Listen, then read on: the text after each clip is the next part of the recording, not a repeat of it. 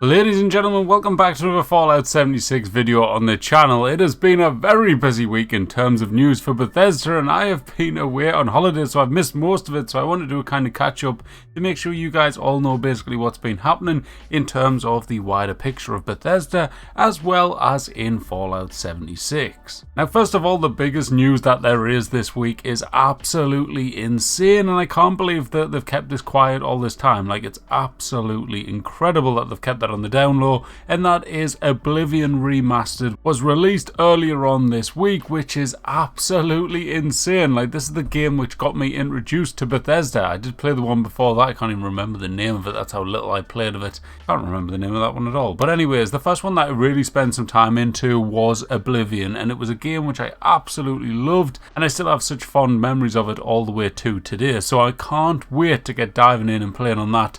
It is a little bit expensive, don't get me wrong, like it's £50, which is pretty much the price of a brand new game. But in all fairness, I can't really lie, like by the looks of it, the graphics that's on it and stuff, the fact that no one has really played this unless you've been playing Bethesda games for years upon years, this is realistically going to be like a brand new game for you. And considering how good Skyrim did, it's probably going to be just like the same. Like, I really would not be surprised if this game took off and did somewhere kind of similar to a degree of what Skyrim did. Maybe I'm over pushing it a bit, probably maybe I'm getting overexcited for the fact I'm a hardcore fan of this game, but who knows, maybe I might be right, maybe I might be wrong. I mean, don't get me wrong, they probably could have pushed it a bit before just randomly releasing it. Maybe that would have given it a bit more of an initial kind of boost at the very start, but either way, it is a really cool idea that they've brought it out and remastered it and re-added it into the gaming world. Now, moving on to Fallout 76 news, we do have a little bit to kind of cover. We have had an update in the last week, which added in a huge new hotfix, which fixed a hell of a lot of bugs. Now, one of the biggest things that came in with this update was the kind of new revamp of challenge events. Now, I did make a video about a week or two ago about this new challenge event that was coming in, and I kind of based it all on the fact of what we've seen with other challenge events. No one was kind of expecting this to get a refresh in any kind of form,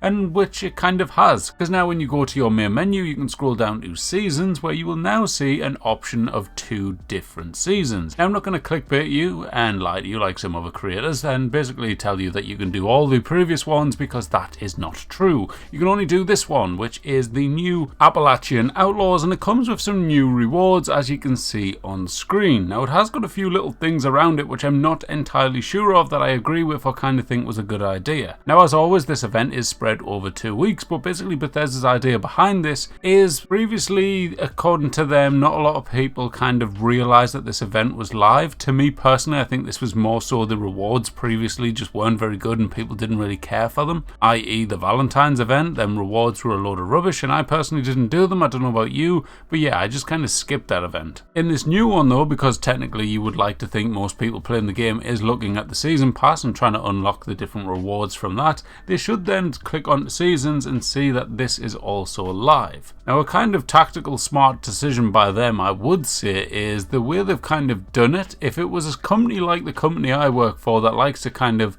work on the analytics and push numbers and stuff like that, this way of doing it should really push the amount of people claiming the rewards from it, because it's very easy enough to kind of go on there and claim everything without doing the actual kind of challenges themselves, because all you need is the season tickets. Then that's literally it. You go on there with your tickets and you just go and claim everything you want. As you can see in the footage, I've not done a single challenge. I've just gone on there and claimed everything from this challenge event, which means for the next 2 weeks I don't have to play.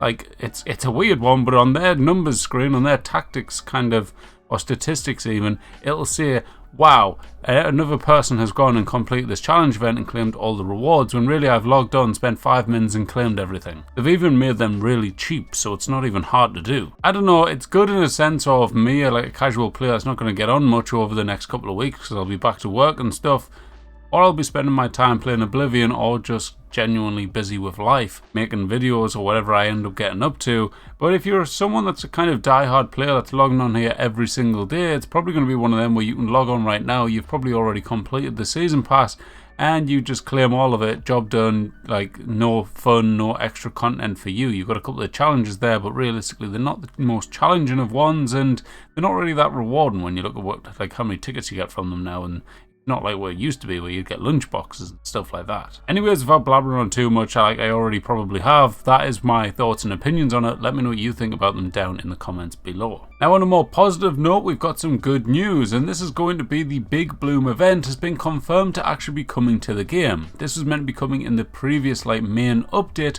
however it did get delayed and pushed it back to a later date, which is going to be April the 29th. This is literally just in 5 days of me recording this, so pretty exciting stuff. It's literally right around the corner, and for me personally, like my personal experience of playing this in the PTS, I actually found this a lot of fun and I thought it was a decent event, so something to definitely look forward to. You can see the gameplay footage in the background as we're talking over this, but yeah, something that's quite cool. It is going to be a seasonal event, kind of like the likes of Fashnat, where it's going to be coming in every few months and it'll come with its own rewards and stuff like that. And I'm going to presume this is going to be one just based around spring, because the big idea behind this is flowering season. Spring is here, all that jazz. So I think what the aim is with Bethesda is one day have a seasonal event for each month. I think that's the long-term goal in my eyes. That you're going to have the Big Bloom event, which may end up going into Fashnat or vice versa, because that's roughly, I can't remember the exact date of it, but Fashnat's sometime around the beginning of the year, isn't it, in the 3rd or the 4th month kind of area. But yeah, personally for me, I think that's going to be the way they go around it. That or kind of have like a lot of them, and then the filler ones are going to be the likes of the kind of spooky scorched and stuff like that. Either way, good news, it's not delayed any further and it is going to be coming. Now, going back to the actual update that we got this week, if you do want to go over all of the patch notes, I will copy the patch note links down in the description section where you can go and have a read for yourself. I'm not going to sit here and read them all out because a lot of them are just random stuff, nothing too crazy, I can't lie.